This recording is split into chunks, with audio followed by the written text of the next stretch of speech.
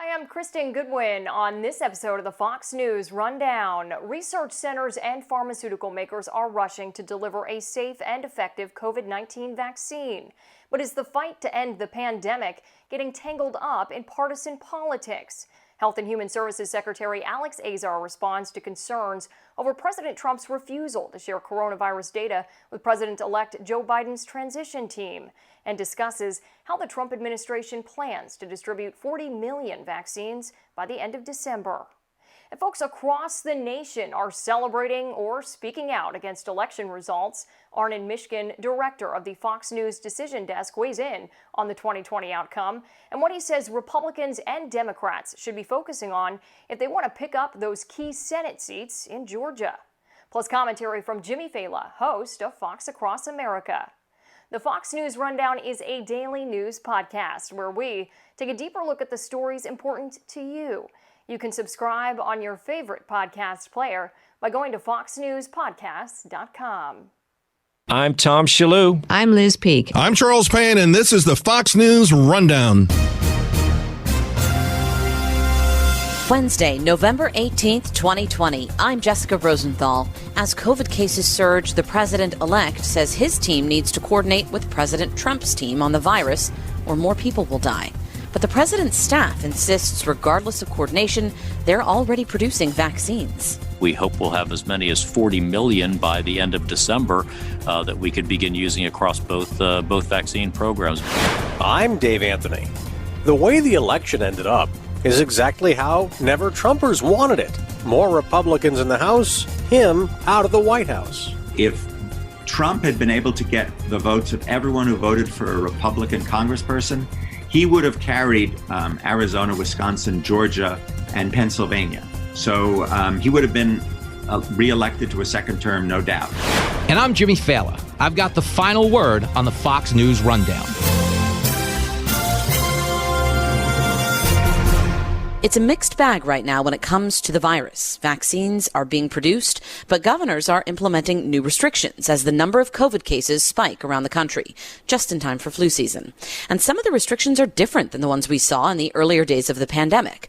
Ohio Republican Governor Mike DeWine announced a 10 p.m. to 5 a.m. curfew for 21 days to begin Thursday. Look, we know the basic science, and we had the doctors who we normally consult take a look at this. And the basic science is fewer contacts, fewer spread, less spread. So anytime that you can reduce contacts, statistically, you will reduce spread. Other states have already imposed curfews. Michigan's governor re-implemented restrictions but said kindergarten through 8th grade in-person learning should continue. Dr. Scott Atlas, a radiologist who is on the Trump administration's COVID task force, had tweeted that Michiganders should rise up against Whitmer's reimposed restrictions and told Fox News' Brian Kilmeade's radio show Tuesday. When you confine people indoors, that's going to kill people. When you restrict businesses and close schools, then you're keeping people indoors where most of these cases spread. It's sort of contrary to the data to do what some of these lockdowns are being proposed. But the director of the National Institute of Allergy and Infectious Disease, Dr. Anthony Fauci, isn't sure localized restrictions are enough, saying uniform mask wearing might be in order, and that public health strategies need to be intensified. President-elect Joe Biden warned that if the Trump administration doesn't start coordinating with his folks, more people could die. They say they have this warp speed program that not only dealt with getting vaccines, but also how to distribute this. If we have to wait until January 20th to start that planning, it puts us behind over a month and a half. And so it's important that it be done, that there be coordination now. But members of the Trump administration say they're on it, regardless of post-election transitions. Thanks to President Trump's Operation Warp Speed, we have 2 vaccines that have now demonstrated late-stage clinical trial efficacy, and efficacy that's frankly off the charts. Alex Azar is the Secretary of Health and Human Services. The Pfizer vaccine came in at over 90% effective. Moderna came in at 94.5%. And in the world of vaccines, that is that puts it in the top tier of public health vaccines. So incredible news with good safety profiles. So you asked about timing. At this point, Moderna and Pfizer will pull their data together and they'll submit to the FDA applications for emergency use authorizations. And FDA will, as quickly as possible, but without cutting any corners, review that data and make a determination whether it meets the standards for emergency authorization that they've published publicly. They'll have a public advisory committee hearing, and we hope this would all go quickly because we are producing these vaccines as we speak. We hope we'll have as many as 40 million by the end of December that we could begin using across both vaccine programs. But just a historic accomplishment thanks to President Trump's leadership of Operation Warp Speed. End of December, 40 million. Wow. You just mentioned the words that I wanted to talk about, a vaccine program, because I spoke to Dr. Tom Frieden, the former head of the CDC, earlier this week. He said a vaccine is only as good as its dissemination program. Talk to me about the strategy. Is this going to hospitals and doctors first? Are there guidelines to ensure healthcare workers and first responders get it before even maybe, say, the elderly or vulnerable? What's the strategy? So let's first talk about prioritization of populations where you asked about, which is which groups should get it. Now, I asked the National Academies of Sciences to give us recommendations, and they asked us to prioritize groups like healthcare workers, emergency first responders, and that are more vulnerable senior citizens. This will go to the CDC, and it's called the Advisory Committee on Immunization Practices. An outside group of experts will give CDC advice, but at the end of the day, the director and I will make the decision on where vaccines should be prioritized. We need to see the data first, because it may be that one vaccine might be more appropriate in an elderly population. Another vaccine might be more appropriate in a younger, healthier population. We have to be driven by data and science. But suffice it to say, our prioritization will be towards those most vulnerable and those who would get the greatest benefit from the use of the vaccine in the earlier stages. But it'll have to be driven by data. In terms of actual distribution, our program and philosophy, we have worked with the Defense Department leadership using their logistics and operations skills to build a program that really relies on the existing annual vaccination programs we have through the private sector. Why build something new that could break when we have a well-rehearsed every year program that distributes over 90 million vaccines for children through the CDC's program and 175 million doses of flu vaccine through our normal flu vaccine program. We want to harness and leverage the greatness of America's public-private partnerships here.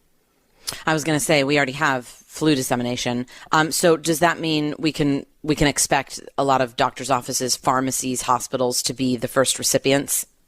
So I think the first recipients, it's going to depend on who's getting vaccinated, but you're likely going to see hospitals getting vaccinations for vaccine programs for first responders and healthcare workers. You'll see America's great pharmacies distributing vaccine and inoculating people. So, for instance, we have a partnership with Walgreens and CVS where they can help nursing homes and assisted living facilities do the vaccinations for them, and we'll pay for that. And over 90% of our skilled nursing facilities, nursing homes, have signed up for that program already. Again, we're just trying to make this as easy as possible, leveraging existing systems of distribution. But at the end of the day, our governors are going to be in the driver's seat. We're asking them, tell us where you want vaccine to go. Tell us how you want it distributed, who you want to get it. We're going to give them the CDC guidance, but they'll be in the driver's seat at the end of the day, and we'll work to accommodate their desires. Tell me, Secretary, are you personally briefing or speaking with anyone with the incoming Biden administration? Well, we'll wait for GSA to make a determination, but let me be clear. These distribution programs are being run by career people at CDC, at the Defense Department on Operation Warp Speed. So any transition would, of course, be seamless in that regard. Is there any transition happening at all right now? We'll wait for GSA to make a determination on that front. My focus is on therapeutics, vaccines, and trying to get this COVID-19 outbreak that we're experiencing right now as under control as we can. Biden said Monday that if the president does not coordinate with his folks, that more people will die and that they need to be coordinating specifically on vaccine dissemination, given the timeline. I'm wondering, does that make sense to you? I mean, what do you say to that as the leader of Health and Human Services? Listen, I spend every day waking up to try to make sure we're getting vaccines and therapeutics out, trying to reduce cases, reduce hospitalizations, reduce fatalities here. That's where my focus is. I'm going to leave the election issues to other people. But the notion that more people could die than is already forecast to die? So that's exactly what we and our whole team are focused on, is how do we get cases down? How do we get people to practice, wash your hands, watch your distance, wear your face coverings when you can't watch your distance, stay out of settings where you can't do those things, especially as we move into cold weather, indoor settings, overcrowded indoor restaurants, bars, and especially as we move into Thanksgiving and Christmas season, family or neighborhood gatherings. We're finding these are some of the major vectors of disease transmission as cases increase really almost uniformly across the country right now. And that's where our priority has to be, because this is a bridge. Our behaviors are going to enable us to bridge to the day when we have these vaccines out there, as we get even more therapeutics like the Lilly monoclonal antibody that we approved just last week. That is, we've got a bridge to that great new hopeful future that we have, but we want everyone to make it there, and that takes individual behaviors to get there. And the programs that we have are very consistent across all of us in public health, whether the administration or Vice President Biden's program and plan that he's put forward. Very consistent. Just a few more. We're definitely experiencing a surge in cases. Why? Can we trace it back to something? Is it Halloween? I remember we used to say it was Memorial Day or July 4th or Labor Day. What happened here? I mean, in California alone, our health officials said that in the first week of November, we experienced the biggest increase that we've seen in the entire pandemic. So this is not event-driven. This is behavior-driven, as I just mentioned. And we're seeing this is not a uniquely American phenomenon either. I work with my G7 health minister colleagues every week. The Western European countries and Canada are facing exactly the same phenomenon. In fact, Western Europe was experiencing 45% more per capita new cases per day than the United States. It's a combination of factors, mitigation fatigue. Our people are tired. They've sacrificed so much, and I fear in some instances they've given up on some of the basic protections of watching distance and wearing masks. Wearing masks and distance work. The data shows it. At 1 meter of distance, if you and the other person are both wearing a face covering, you can reduce viral transmission by over 70%. 70%. It protects both from the spread from one person, but also the receipt from the other person. So wear your mask, especially when you can't practice social distancing. People are tired. It's getting cold. We're experiencing, the outbreaks are happening where it's getting cold and people are losing the natural social distance that comes from being out of doors. They're going indoors, indoor restaurants that are overcrowded, indoor bars, as well as household gatherings of neighbors and friends where they let their guard down. We let our guard down because we think because we know people, they can't be infected or we can't infect them. That's a fallacy. You must protect yourself, and please do it, because thanks to what President Trump is delivering on vaccines and therapeutics, we have this bright day ahead. It is weeks away. I want you to make it there, and that's going to be your behavior that gets you there. Just on that note, social media is, filled with people saying they plan to go to and host Thanksgiving gatherings. I actually got into it with one woman who says if California's governor can go to a birthday party, which he admitted was wrong, then she's just going to go ahead and do Thanksgiving and Christmas as usual. My old history teacher said his current students plan to do the holidays as normal. What do you say to those people beyond what you just said to me? So the more people you get together, the greater the risk. The less likely you're going to be able to be social distance. The less likely people will comply with wearing masks. If you can do it outside, if you're going to have a gathering, outside is better. If you're going to be indoors, have as much ventilation as possible. Open the windows as much as you can. Even practical things like if you've got a ceiling fan, flip the control on it so it's pulling air up instead of pushing air down. People are going to do what they're going to do, okay? But we want to make sure they're informed of those risks and minimize as many of them as possible. We're seeing reaction in many places, including more restrictions on businesses at the state and local levels. And we're seeing more shifts, more talk of like curfews. Governor Whitmer in Michigan said during their new restrictions that kindergarten through 8th grade in-person learning should continue, but maybe high schools should not. Are these kinds of strategies, these different strategies than we maybe saw in the earlier days of the pandemic, better or worse in your mind than previous sort of lockdown type strategies?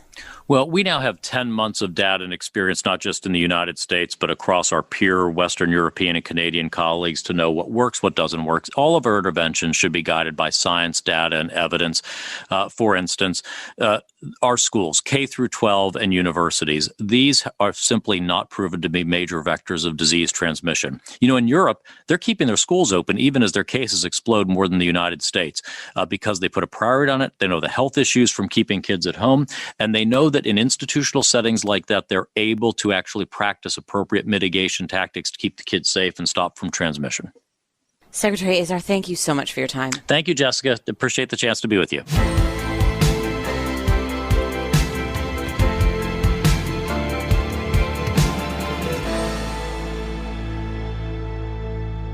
This is Jimmy Fallon with your Fox News commentary coming up. More than 2 weeks after the election, votes are still being tabulated. They have to finish a hand recount by today in Georgia. Many of the counties have already finished their audit. As we're going through, most accounts are very, very close. Brad Raffensperger is Georgia's Secretary of State. In Floyd County, they found a memory stick that hadn't been uploaded, and so that added about 800 votes for President Trump. But he still trails Joe Biden by about 14,000 votes in the only state not called yet. Georgia's 16 electoral votes would add to Biden's 290, which is already more than enough to make him president-elect, though Trump campaign continues legal challenges in other states. Some congressional races have also not been called. Republicans have already won more seats than they have in the current House. Burgess Owens, the latest to unseat a Democrat, declared the winner in Utah this week over Congressman Ben McAdams. Owens, a former NFL player, told Fox, "We have to fight toward freedom and the concept, the culture that our country was built upon, and we're fighting against the socialists and Marxists." Republicans may end up with 213 House seats. I don't think anyone expected to see the strength that the Republican congressional candidates showed. Arnon Mishkin is director of the Fox News Decision Desk. It's interesting when you look down at the why the Republicans did so well. I think it's a combination of two factors. The first one is it is very clear that Donald Trump brought his base out to vote for Republicans and that they voted top to bottom for the Republican ticket. And the other thing that contributed to the Republican strength was that there was a segment of the Republican electorate, I think, that liked Republican policies, but for whatever reason didn't like Donald Trump. And so you see about 5% of the folks who voted for Joe Biden voted for the Republican candidates for House. So they were splitting their ticket. And when you look at that 5%, and we're able to do that with our Fox News voter analysis because it's such a large sample of voters, when we look at that, the vast majority of those people, I mean, almost 6 out of 10, say they're Republicans. They're either liberal Republicans or moderate Republicans or conservative Republicans, but they're Republicans. And I think that, that's that made the difference for Joe Biden, why he won, but it's one of the reasons why the House Republicans did so well. If Trump had been able to get the votes of everyone who voted for a Republican congressperson, he would have carried Arizona, Wisconsin, Georgia, and Pennsylvania. So he would have been reelected to a second term, no doubt, if he had been able to sort of get the support of all those people who supported Republicans in the Congress. So are you saying that in the end, that the group of people who've been out for 4 years, the so-called never Trumpers, they actually swung the election? I think there is a theory, yeah, there absolutely.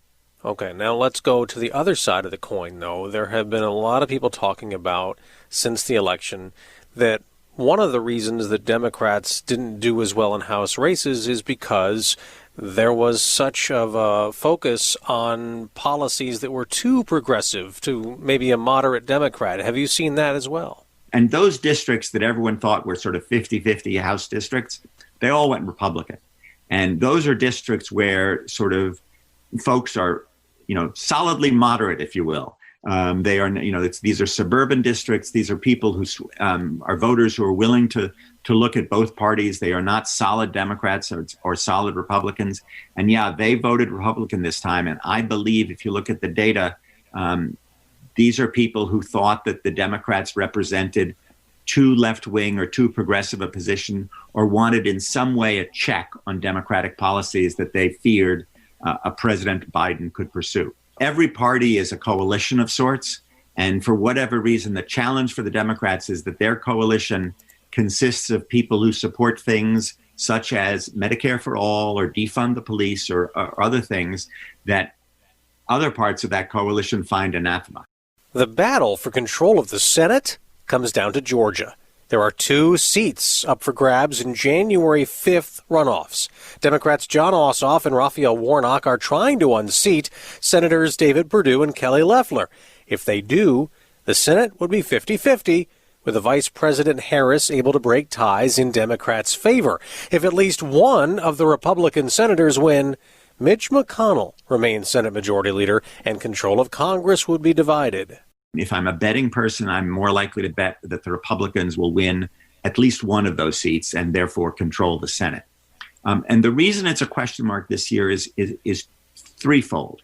The first one is that Stacey Abrams' effort organizationally, I think, is a major contributor to why Joe Biden was able to carry that state by a little bit.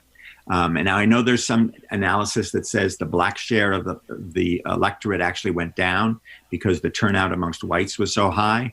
But Stacey Abrams has been able over the past few years to register enormous numbers of African Americans, and that contributed substantially to Joe Biden's win in Georgia.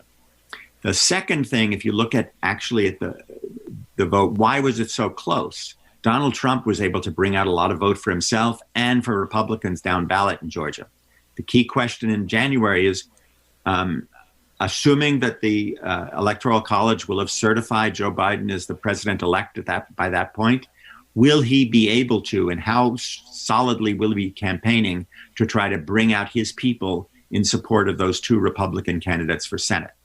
And the third question is that the other contributing factor to Joe Biden's victory in Georgia was that he was able to swing a lot of the sort of suburban core of Atlanta, as well as, and they swung more Democratic than they had done before. That was part of his moderate appeal. There was a lot of talk about suburban women who were not Trump voters, that they didn't like President Trump. He's not on the ballot January 5th. How does that factor in to Democrats trying to win areas that might have been more Republican in the past? I think that's the $64,000 question of Georgia. What happens to those suburban women? They didn't vote for Donald Trump, but a lot of them voted down ballot for the Republicans. And so without question, with Donald Trump, if you will, somewhat out of the picture because he's an outgoing president, will those people still feel the need to go out to the polls and sort of express an anti-Republican view as they did in 2018? Or are they more likely to express a view that we want to check on a president-elect Joe Biden by voting Republican? That's the big question. That's what one of the things we'll be looking for on January 5th in Georgia.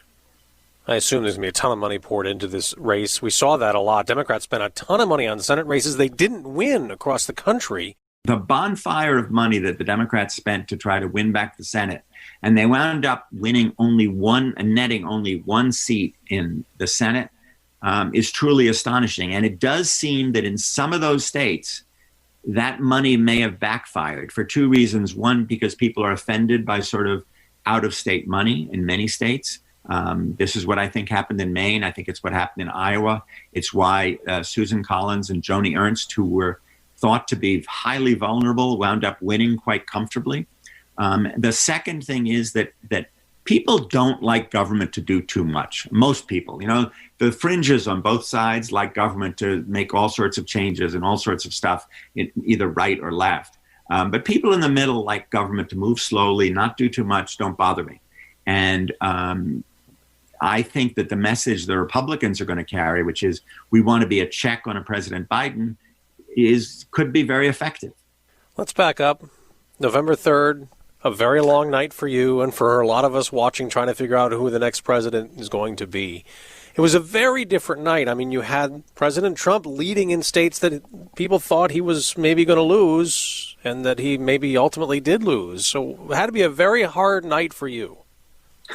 It was a challenging night, and it was a fascinating night. And throughout the evening, I thought the president had a really, really good shot of winning re-election, particularly when we saw states like Ohio, Florida, and Texas go. I thought, that for Biden to win, he was going to have to pick off one of those states. And so I felt that the president had a really good chance. It only really shifted around 5, 6, 7 in the morning when you started seeing Joe Biden, who'd been losing in Wisconsin, Michigan, and Pennsylvania, which you knew were sort of the must win for Joe Biden. He'd been losing in those states. And as the votes started to come in, they became a little more blue and then blue. And then by about 7, 8 in the morning, I thought, if I have to choose who I want to be right now, I think I'd prefer to be Joe Biden. I think he has a better chance than Donald Trump. Part of what happened that night was the early voting by mail, right? That is what shifted a lot of these things in these states like Pennsylvania, right? Initially, we were just tracking people who voted that day, and then the mail-in vote came through. Exactly. I mean, I think it's, for whatever reason this time around, because of the pandemic, there was a huge increase in mail-in and early vote. And moreover, because of what the president was saying, Republicans very much wanted to vote on Election Day in person, and Democrats, possibly also because of what the president was arguing, they wanted to vote early or by mail. And because those votes are counted differently, it was almost as though you had a football game where one half of the game, only one team is allowed to play offense, and the second half of the game, the Election Day vote part, only the other team is allowed to play offense. And so what you were seeing is, as the vote came in, as the vote shifted, it was often more a function of how states were counting the vote than how voters were voting. So the southern states, particularly Florida and Texas, we knew that the mail-in vote was the stuff that gets counted first, and we knew that was going to tinge blue and was going to shift red as the night progressed, and that's basically what it did. And in the northern states, where they've not had much experience with mail-in vote and where they count the mail-in vote after the Election Day vote, we knew that the night was going to start off tinging red, and that's what it did in Wisconsin, Michigan, and Pennsylvania, and take a number of days before it started tinging blue as the mail-in vote got counted. And that's basically what we saw. But it was very exciting to watch sort of close up. But I think it's also it says something about the way states need to think about not only how they count the vote, but how they allow people to vote in the future. Arnon Mishkin, director of the Fox News Decision Desk. Good to talk to you again. Thanks so much for joining us. Thank you, David.